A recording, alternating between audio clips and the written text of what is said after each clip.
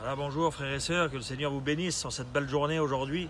Je rends grâce à Dieu aujourd'hui de nous rassembler pour pouvoir toujours se mettre à l'école de sa parole qui est vérité et puissance de salut.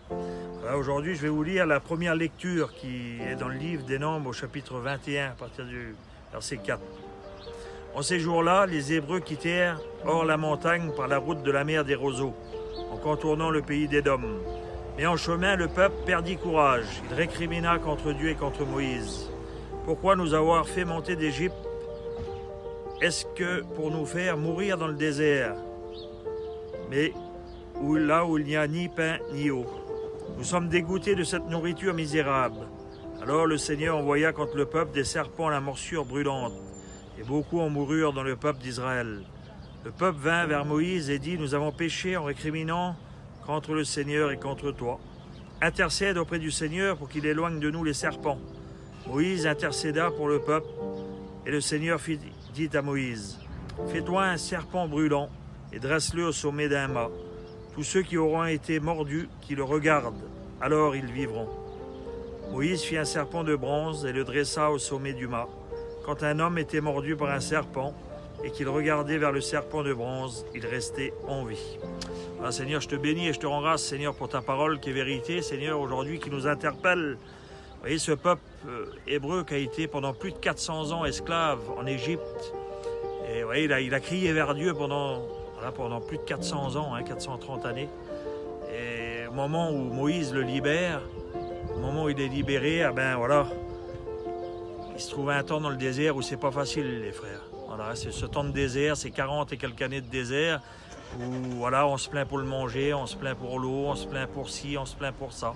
Vous savez, ça peut nous faire penser aussi à chacun d'entre nous que dans nos vies, souvent on crie vers Dieu, et une fois que le Seigneur agit, il nous libère des choses, on tombe aussi dans ces moments de désert où parfois c'est difficile, c'est compliqué de rester fidèle à Dieu à travers les choses de la vie, à travers les combats, les difficultés.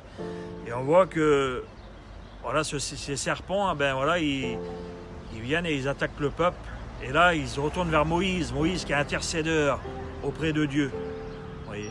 Et Moïse, le Seigneur il va lui dire de faire un serpent en métal, un serpent de bronze, pour pouvoir le mettre en hauteur et de tous ceux qui avaient été mordus, ils puissent se retourner vers ce serpent et être guéris. Ça nous fait, c'est un peu compliqué, c'est un peu bizarre, les frères. Vous voyez, ce serpent de bronze, il représentait aussi le regard qu'on peut avoir aussi vers Dieu, nous, aujourd'hui. Vous voyez?